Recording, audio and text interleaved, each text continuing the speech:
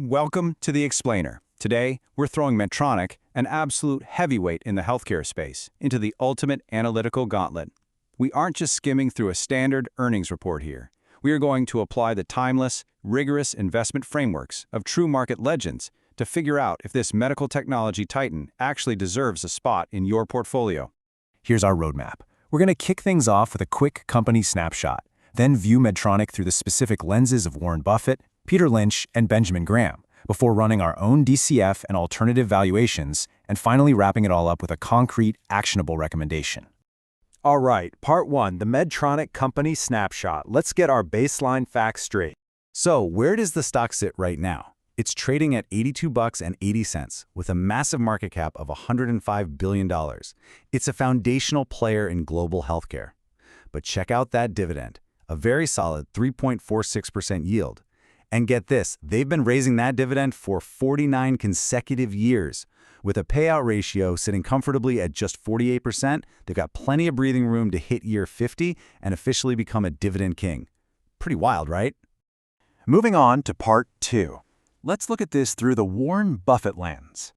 You know, the Oracle of Omaha loves a durable competitive advantage and management that actually cares about shareholders. Well, Medtronic definitely has that wide moat. Think about their massive global scale, their huge research pipeline, and the high switching costs for hospitals relying on their surgical tools and pacemakers. Management is playing ball too, returning $4.2 billion to shareholders in fiscal year 26 alone. And if we look at Buffett's concept of owner earnings, they generated a seriously robust $5.4 billion in free cash flow. But for Buffett, it all comes down to price. So what about the margin of safety?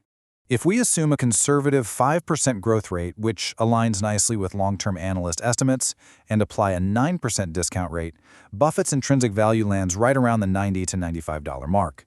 Since it's currently trading near 83, he'd probably see it as fairly valued and just hold. To get that famously massive margin of safety he demands before buying in, he'd likely be waiting for a price closer to $70. Okay, Part 3. Time for the Peter Lynch lens. Lynch would instantly tag Medtronic as a stalwart. You know the type? A massive, established beast with reliable, moderate growth. He was a huge fan of rock-solid balance sheets, and Medtronic delivers on that front, sitting on $9.2 billion in cash and investments. Now, Lynch usually prefers companies flying under the Wall Street radar, so the incredibly high institutional ownership here is a slight knock. But honestly, for a stalwart this size, it's pretty much expected. This slide is the perfect illustration of Lynch's valuation approach.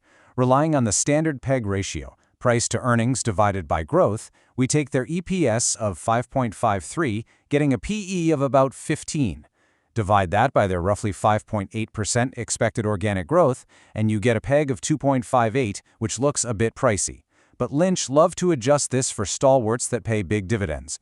When you factor in that 3.46% yield, the yield-adjusted PEG drops to a highly attractive 1.61.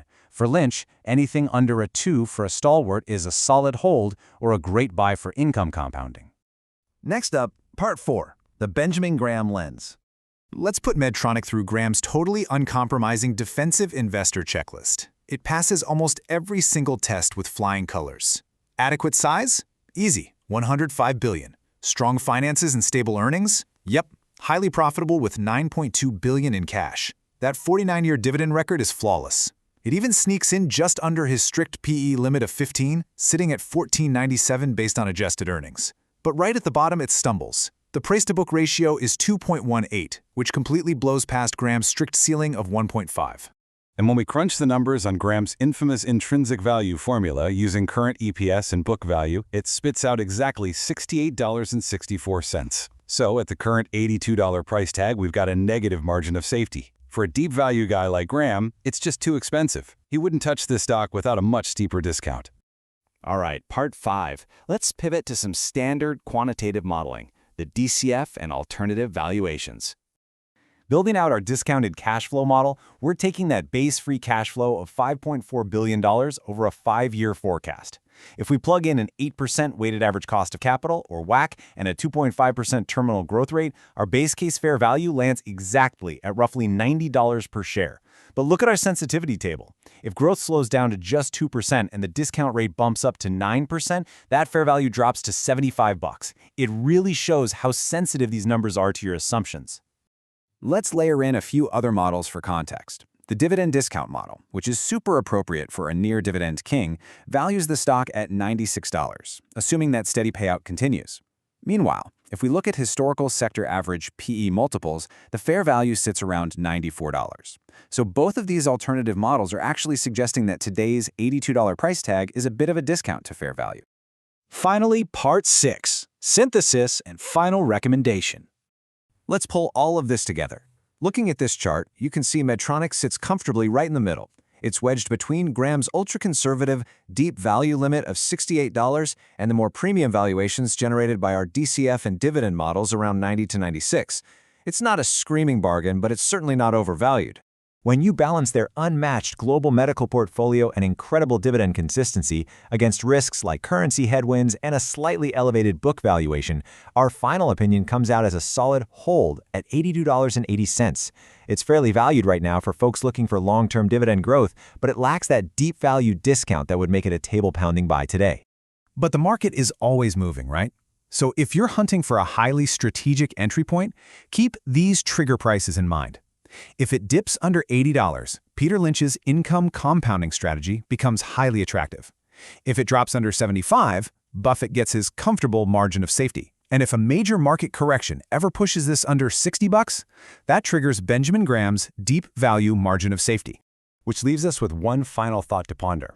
When you're evaluating a healthcare stalwart with this kind of structural resilience, are you comfortable buying Medtronic today just to lock in that massive 49-year dividend streak? Or do you have the patience to sit on your hands and wait for Graham's strict margin of safety? Think about how that fits into your own portfolio strategy. Thanks for joining us for this explainer, and we'll catch you next time.